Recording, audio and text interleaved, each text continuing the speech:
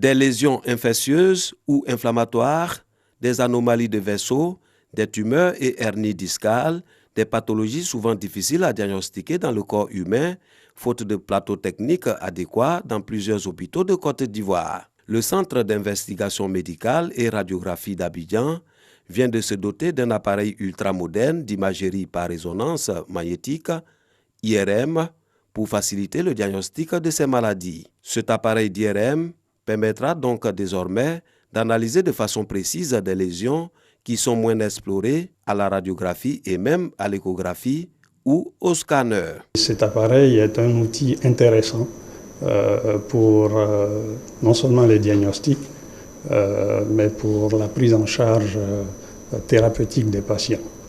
Mais ça nous permet d'aller vite et de réduire les coûts des prises en charge de la plupart des pathologies pour lesquelles l'indication est posée. Cet appareil d'IRM a été présenté aux professionnels de la santé qui ont effectué nombreux le déplacement. Comparé aux autres supports de diagnostic, il nous permet d'aller au plus profond des éléments qui peuvent composer l'architecture du corps humain. C'est une installation à saluer. Le domaine de la médecine en Côte d'Ivoire est en train de progresser. Aujourd'hui, ce que je peux vous affirmer, c'est que le fait que cet appareil soit disponible à Abidjan nous met sur le même niveau, au niveau du plateau médical, sur le même niveau que ceux qui existent dans les plus grandes capitales européennes ou américaines. La présence de cet appareil d'imagerie par résonance magnétique, IRM, est un ouf de soulagement pour la population, d'autant plus qu'il permettra aux patients de connaître le résultat de leur diagnostic en moins de 30 minutes.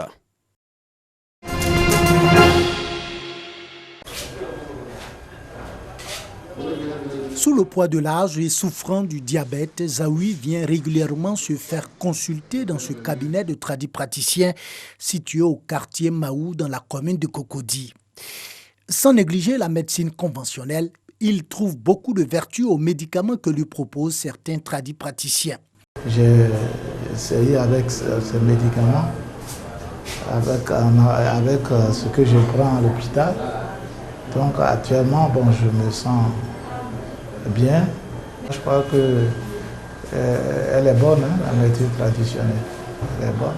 Tradipraticien depuis plus de 30 ans, il se fait appeler Docteur Adou et vend des médicaments qui ont fait l'objet de recherches approfondies à l'unité de formation et de recherche des sciences médicales de l'université d'Abidjan. Quand ils sont allés vérifier, ils ont trouvé que ça répondait aux normes des produits pharmaceutiques internationaux. Et c'est pour cela qu'il les a motivés à faire des recherches, à donner à plusieurs étudiants. Près de 12 étudiants ont eu leur doctorat grâce à mon médicament. Même si l'efficacité de ces médicaments est prouvée par les chercheurs, Adou sait qu'il est encore loin de pouvoir vendre ses produits à la pharmacie comme il le rêve.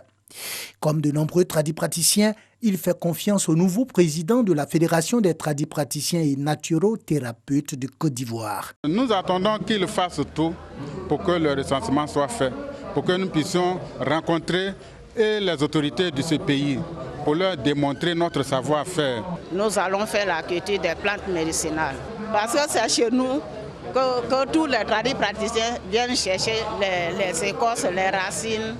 Officiellement investi récemment dans les locaux du district d'Abidjan, le nouveau président de la fêtière des tradipraticiens met le cap sur l'assainissement de leur milieu. L'identification sera très structurée.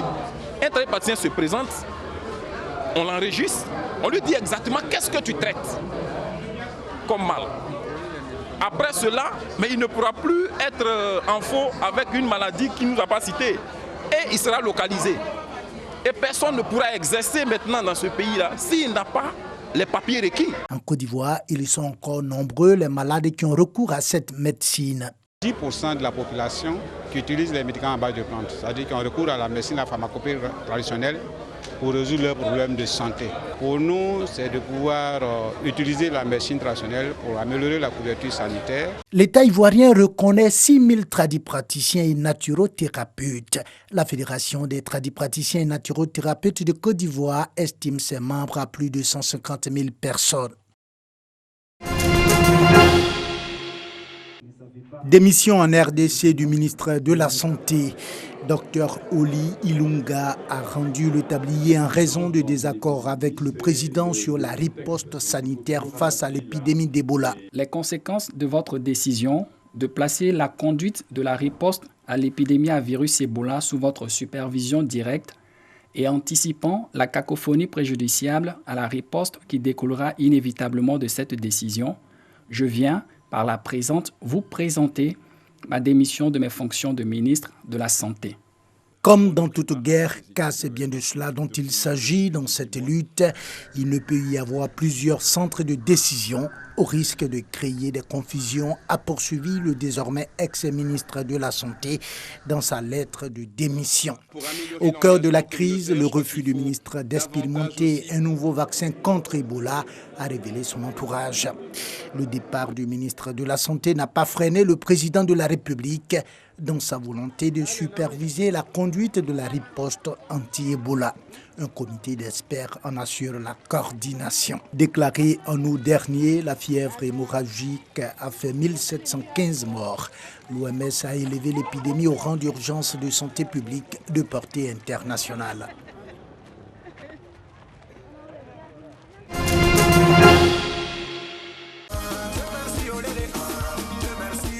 Sur la scène, 17 groupes. Ils sont venus d'Abidjan et d'une dizaine de villes de l'intérieur à l'occasion de la deuxième phase des présélections de Varitoscope, l'une des émissions de vacances de la RTI, avec pour objectif de s'arracher un ticket pour les manches éliminatoires au Palais de la Culture de Trashville. Le concours se déroule au Carrefour Jeunesse de Grand Bassam.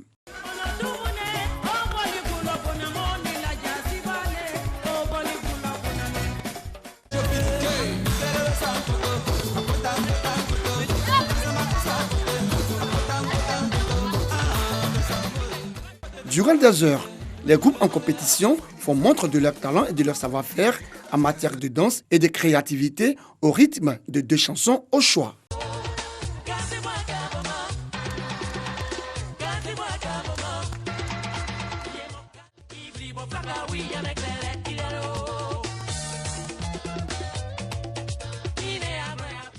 Compétition culturelle pour divertir et occuper sainement les jeunes pendant les vacances scolaires, le retour de Varitoscope salué par le maire de Grand Bassam. Dire que Grand Bassam, comme vous le savez, est déjà une ville ancrée dans la culture, ancrée certes dans la tradition mais également dans l'avenir. Ville inscrite au patrimoine mondial de l'UNESCO, avec ce riche patrimoine architectural, culturel, ses fêtes traditionnelles telles que l'Abissa, les fêtes de génération. Donc Bassam était vraiment la ville idéale pour recevoir les demi-finales. À l'issue des présélections, 14 groupes ont été retenus. Ils s'ajoutent aux 2 premiers des présélections de la commune d'Abobo. Au total, ils seront 16 groupes à prendre part aux phases finales de Varitoscope, dont la première manche est prévue le 16 août prochain. Le titre Ziboté d'Ernesto Djedje, révisité par l'artiste arrangeur Baby Philippe, est le morceau imposé de l'édition 2019 de Varitoscope. En plus du morceau imposé, les groupes seront soumis à un morceau au choix et aux faits historiques comme par le passé.